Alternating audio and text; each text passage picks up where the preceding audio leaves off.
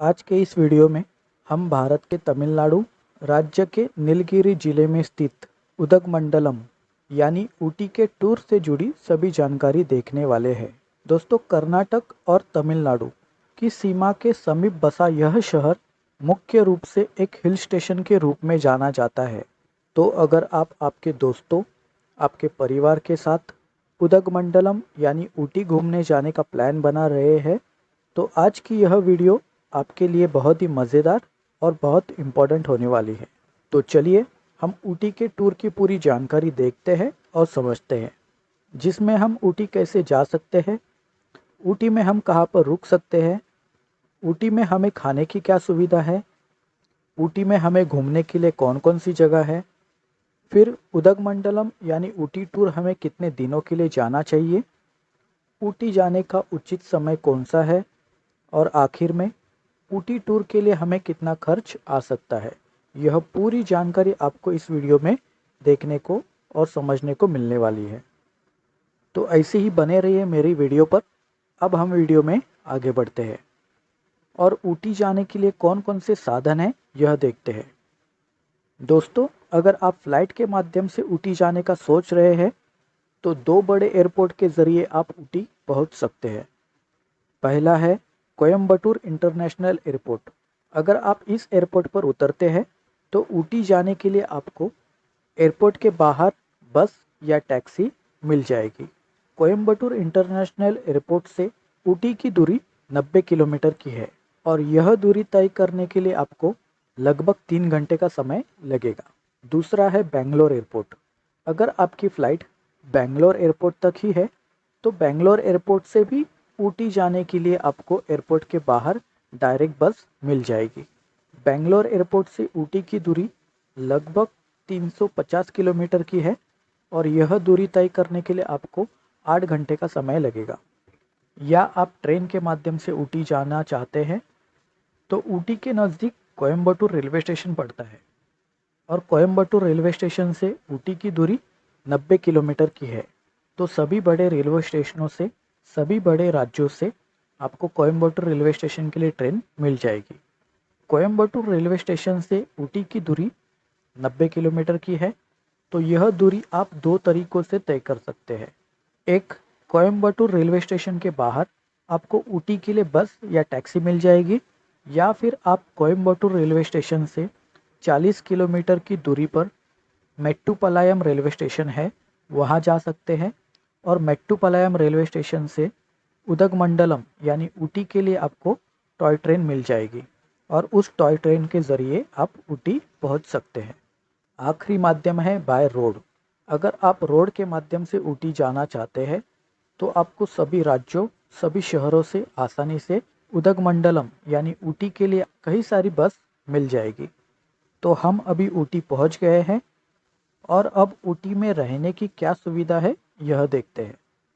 दोस्तों, ऊटी में आपको दो लोकेशन में रहने के लिए होटल मिल जाएंगे। एक, ऊटी लेक के पास आपको कई सारे होटल्स मिल जाएंगे। दूसरा, ऊटी बस स्टैंड के बाहर भी आपको होटल्स आसानी से मिल जाएंगे। और होटल के किराए की बात करें तो 500 रुपये से 800 रुपये तक आपको नॉर्मल और स्टैंडर्ड दोनों तरह के होटल आपको ऊटी में अवेलेबल है।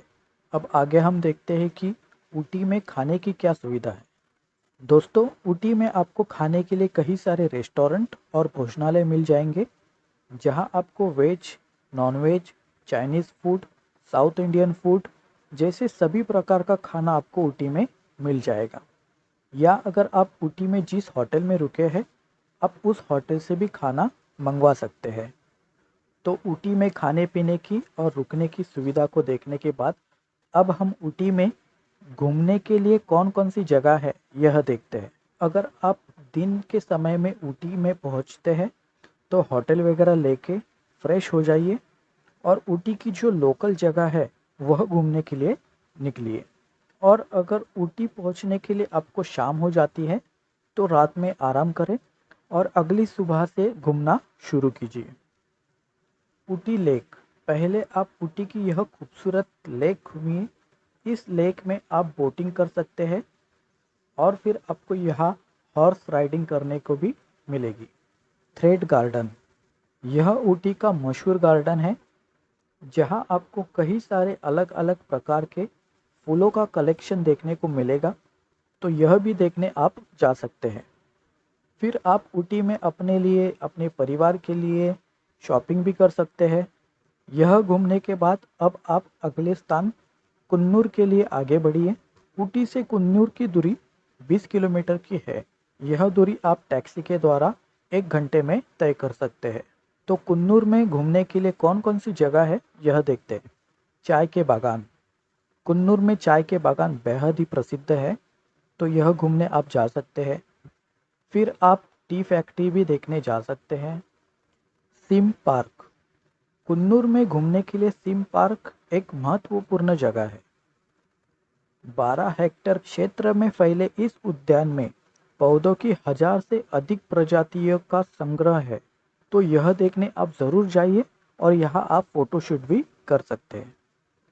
स्लीपिंग लेडी व्यू पॉइंट, इस व्यू पॉइंट से आपको ऊटी के शानदार दृश्य दिखाई देते हैं।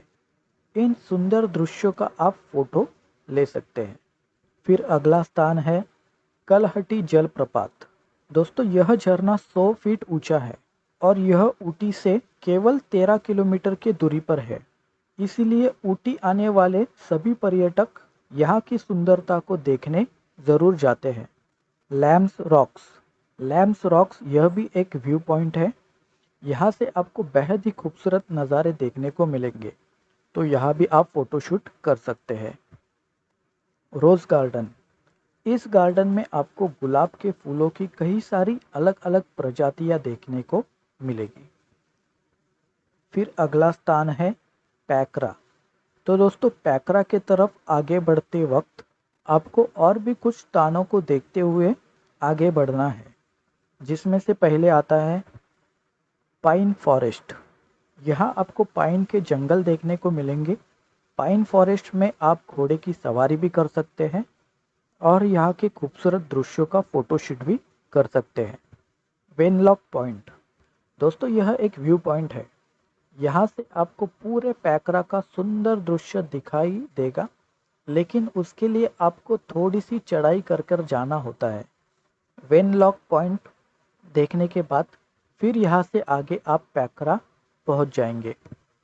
पैकरा में आपको बहुत ही खूबसूरत, मन को लुभाने वाले दृश्य देखने को मिलेंगे और पैकरा में आपको खाने की भी व्यवस्था है।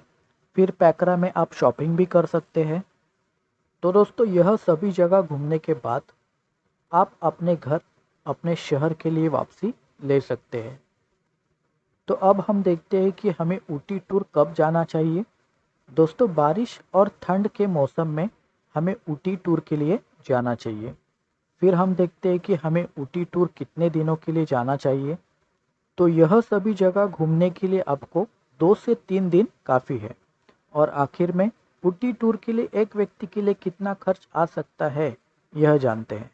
तो ऊटी में रहने, खाने और यह सारी जगह घूमने के लिए एक व्यक्ति के लिए 4000 रुपये से 5000 रुपये तक का खर्च आ सकता है। दोस्तों, आज के वीडियो में बस इतना ही। तो यह थी ऊटी टूर की संपूर्ण जानकारी। तो अगर आपको यह वीडियो अच्छा लगा तो वीडियो को लाइक करें, चैनल को सब्सक्राइब करें और बेल आइकन को प्रेस ज़रूर करें। अगर आप केरला और जैसलमेर टूर की भी पूरी जानकारी देखना चाहते हैं तो इनकी वीडियो आप यहाँ देख सकते हैं। तो चलिए दोस्तों, मिलते हैं अगले वीडियो में एक नए टूर के साथ। तब तक के लिए जय हिंद।